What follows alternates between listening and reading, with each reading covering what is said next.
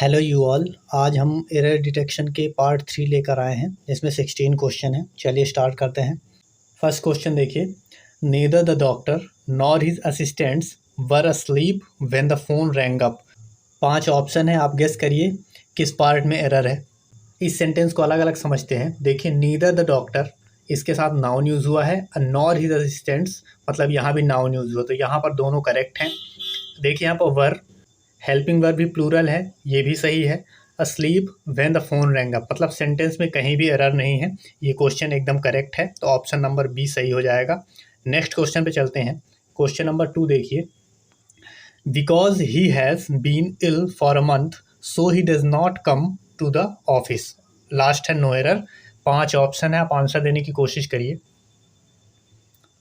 इस क्वेश्चन को भी आप समझिए। देखिए, because he has been ill for a month so, देखिए यहाँ पर सो नहीं आएगा, बिकॉज हो गया, एज हो गया, सिंस और फॉर, ये कुछ ऐसे कंजंक्शन होते हैं जिनके साथ सो और देयर फॉर यूज़ नहीं होते हैं, तो यहाँ पर सो यूज़ नहीं होगा। सो को आप हटा देंगे तो ये करेक्ट हो जाएगा, तो यहाँ ऑप्शन नंबर सी पर एरर है। थर्ड क्वेश्चन देखिए, ही एक्सक्लेम्ड विथ सोरो that his father died just 2 months before. 5 option है, देखिए किस पार्ट में एरर है। अगर एक सिंपल वे में समझें, इसको टेंस के हिसाब से देखें तो आप इसका मतलब निकालिए। Exclaimed with sorrow that his father died, father died हुए मतलब पास्ट टेंस की बात हो रही है, तो जब भी पास्ट टेंस का नरेशन चेंज करना होता है तो ये पास्ट परफेक्ट में चेंज होता है, मतलब past indefinite is converted into past perfect tense. तो यहाँ पर फादर डाइड की जगह फादर हैड डाइड यूज होगा। और अगर हम नरेशन के हिसाब से देखें तो जब रिपोर्टेड स्पीच पास्ट इंडेफिनिट में होती है, ये रिपोर्टेड स्पीच है, ये अगर पास्ट इंडेफिनिट टेंस में होती है तो इसका जब इनडायरेक्ट नरेशन बनता है तो पास्ट परफेक्ट में बनेगा। तो यहाँ पर फादर डाइड की जगह फादर हैड डाइड हो जाएगा और आपके ऑप्शन नंबर बी पर एरर आ जाएगी। फोर्थ नंबर क्वेश्चन देखिए, within an hours journey we will approach near Agra. 4 option है, चारों में से देखिए किस पार्ट में एरर है। सेंटेंस पढ़िए आप लोग ध्यान से। Within an hours journey we will approach near, यहाँ पर देखिए अप्रोच भी है और नियर भी है, तो यहाँ पर नियर सुपर फ्लॉज हो जाता है। सुपर फ्लॉज मतलब अनावश्यक या फालतू यूज हुआ है। देखिए, अप्रोच का मतलब भी होता है कि नज़दीक आना, और नियर मतलब भी नज़दीक आना, तो इसमें से एक ही हटानी पड़ेगी, तो यहाँ पर नियर नहीं आएगा, तो आपका सेंटेंस करेक्ट हो जाएगा। पार्ट सी में एरर है। ठीक है, नेक्स्ट क्वेश्चन देखते हैं।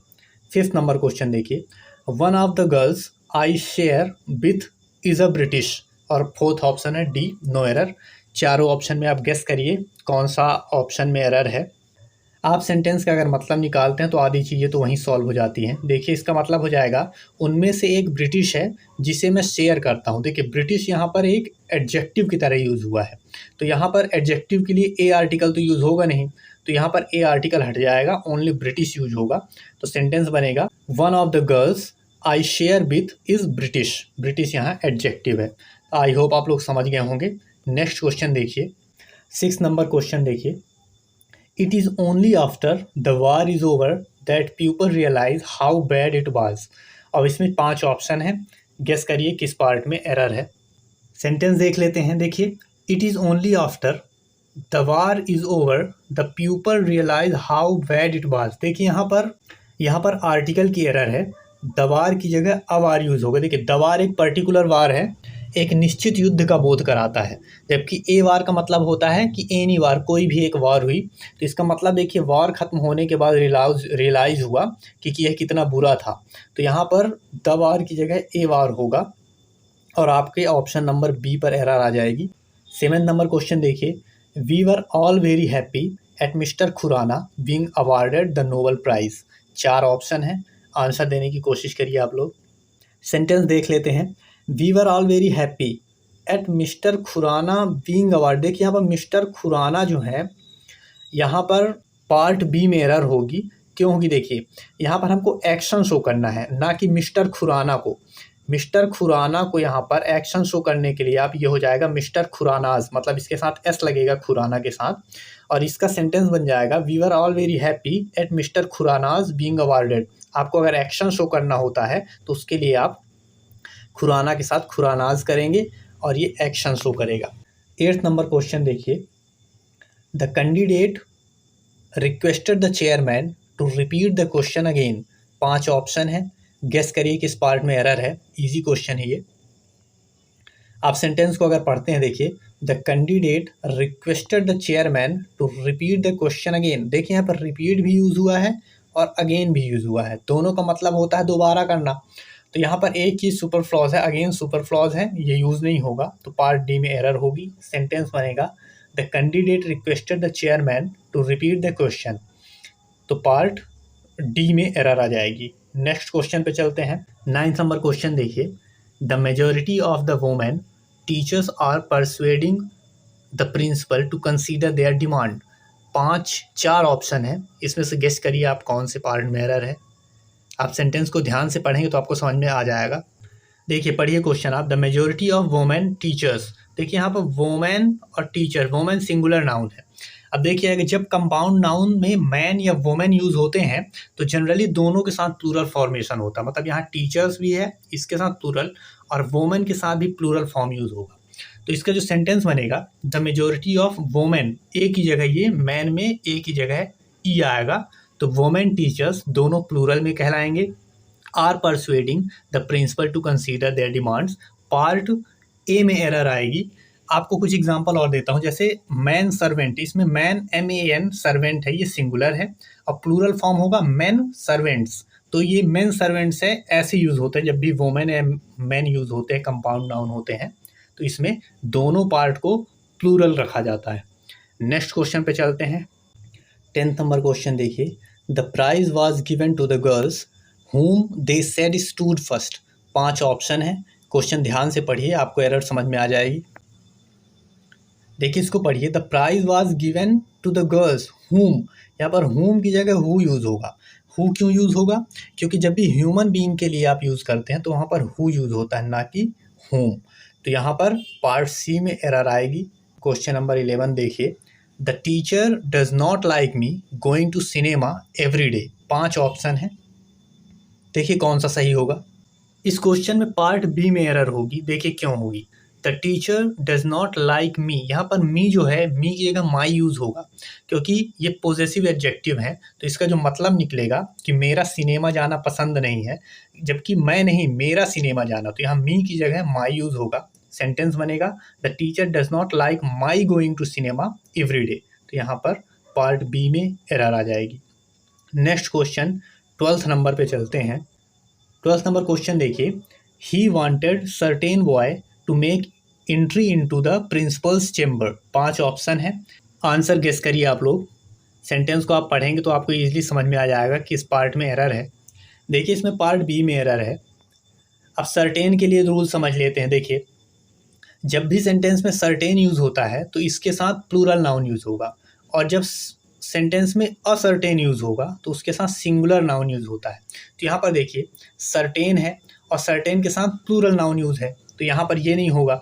या फिर सर्टेन के साथ बॉयज़ हो सकता है, तो इसमें या तो असर्टेन यूज़ होगा या तो बॉयज़ यूज़ होगा। तो आप देख लीजिए दोनों में से क्या लगाते हैं। तो इसके जो 2 सेंटेंस बनेंगे वो ऐसे बनेंगे, he wanted a certain boys to make entry into the principal's chamber, या फिर he wanted certain boys to make entry into the principal's chamber, तो पार्ट बी में एरर हो जाएगी। नेक्स्ट क्वेश्चन पे देखिए, 13th क्वेश्चन देखिए, the 10 captains had each an achievement of his own. 5 option है, आंसर देने की कोशिश करिए। आप सेंटेंस का एक बार मतलब निकालिए, इसमें मतलब हो जाएगा कि 10 कैप्टन्स में से प्रत्येक की अपनी एक उपलब्धि है। क्वेश्चन समझ लेते हैं। देखिए द 10 कैप्टन्स, यहाँ पर सब्जेक्ट और वर्ब सही है, had each an achievements of his owns, ये दोनों भी सही हैं, तो यहाँ पर किसी भी पार्ट में एरर नहीं है। तो 13th नंबर में ऑप्शन नंबर ई सही हो जाएगा, कहीं भी एरर नहीं है। नेक्स्ट क्वेश्चन देखिए 14th number, I am determined that he will do as he is told. He will do की जगह कौन सा फ्रेज आएगा चारों में से आपको बताना है। इसमें जो आंसर होगा इसका होगा ही शैल डू। अब ही शैल डू क्यों होगा कि जब भी डिटर्मिनेशन व्यक्त करना होता है, डिटर्मिनेशन मतलब होता है दृढ़ निश्चय, तो जब भी डिटर्मिनेशन शो करना होता है तो वहाँ पर थर्ड पर्सन के साथ शैल यूज होता है।